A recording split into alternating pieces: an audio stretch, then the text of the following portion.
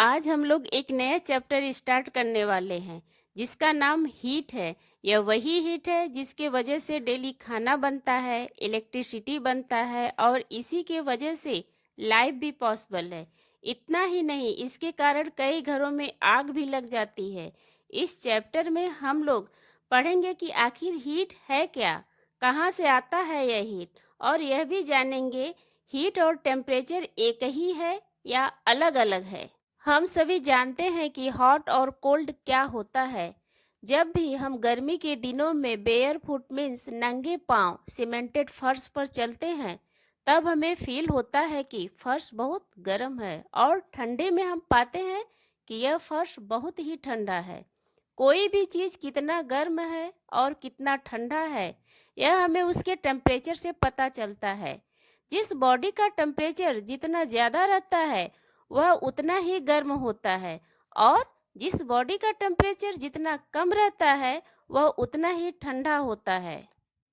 आपने अक्सर देखा होगा कि गर्मी के दिनों में आइस से ठंडा किए हुए मिल्क या वाटर को जब हम टेबल पर रखते हैं तो वह कुछ समय बाद गर्म हो जाता है, जबकि बॉयल मिल्क सेम टेबल पर रखने के कुछ समय बाद ठंडा हो जाता है। इन सभी डेली लाइफ एक्सपीरियंस से हमें यह पता चलता है कि जब बॉडी का टेम्परेचर सराउंडिंग से अलग हो तब दोनों के बीच एनर्जी का ट्रांसफ़र होता है, और यह ट्रांसफ़र तब तक होता रहता है जब तक बॉडी और सराउंडिंग का टेम्परेचर एक न हो जाए। कोल्ड मिल्क बॉटल के केस में हीट सराउंडिंग से बॉटल में ट्रांसफ़र हुआ, और हॉट मिल्क के केस में हीट हॉट मिल्क से सराउंडिंग में ट्रांसफ़र हुआ।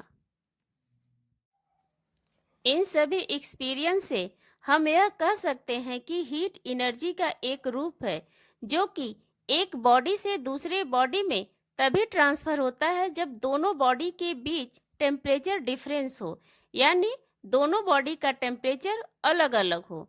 हीट एनर्जी या थर्मल एनर्जी हमेशा हायर टेम्परेचर से लोअर टेम्परेचर वाले सिस्टम में ट्रांसफर होता है। चलिए अब हम एक एक्टिविटी परफॉर्म करेंगे जिसमें हीट एनर्जी दूसरे एनर्जी में कन्वर्ट होगा। सबसे पहले आप एक बर्तन लीजिए और उसमें थोड़ा पानी डालिए। अब बर्तन को एल्युमिनियम के लिड से कवर कर दीजिए और उसे फ्लेम पे रख दीजिए। कुछ समय बाद पानी बॉयल होने लगेगा, और तब एल्युमिनियम का लिड बार बार ऊपर उठेगा और नीचे गिरेगा। यहाँ पर स्टीम लिड को उठा रहा है जो कि वाटर से बना है, इसलिए स्टीम एक मैकेनिकल वर्क कर रहा है। मैकेनिकल वर्क मीन्स जो सिस्टम के मैकेनिक्स को चेंज करे। आप इसको ऐसे समझ सकते हैं कि आपने एक बैट लिया और एक बॉल को मारा। बॉल रेस्ट से मोशन में आ गया। बॉल के मैकेनिक्स को आपने चेंज कर दिया, इसलिए आपने एक मैकेनिकल वर्क किया। इस एक्टिविटी से हमें यह पता चलता है कि हीट एनर्जी का यूज़ हम लोग मैकेनिकल वर्क कराने में करते हैं। आपने सुना ही होगा कि पहले स्टीम इंजन चलता था जो हीट एनर्जी को मैकेनिकल एनर्जी में कन्वर्ट करता था। डू यू नो, पुराने समय में लोग हीट को एक फ्लूइड मानते थे। फ्लूइड मीन्स लिक्विड जो कि हॉट बॉडी से कोल्ड बॉडी में ट्रांसफ़र होता है। इसका न तो कलर होता है और ना ही वेट होता है, और इस फ्लूइड को कैलोरीफिक कहा जाता था। इस थ्योरी को बाद में फिजिसिस्ट जैसे डेवी, काउंट, रमफोर्ड और जूल द्वारा गलत साबित कर दिया गया, और उन्होंने हीट को एक एनर्जी के रूप में बताया। हमने यह देखा कि जब हम किसी बॉडी को हीट करते हैं तो उसका टेम्परेचर बढ़ जाता है। इससे हमें यह पता चलता है कि हीट और टेम्परेचर आपस में रिलेटेड हैं। हीट बॉडी का वह एनर्जी है जो कि बॉडी के कॉन्स्टिट्यूएंट पार्टिकल के मोशन के वजह से होता है।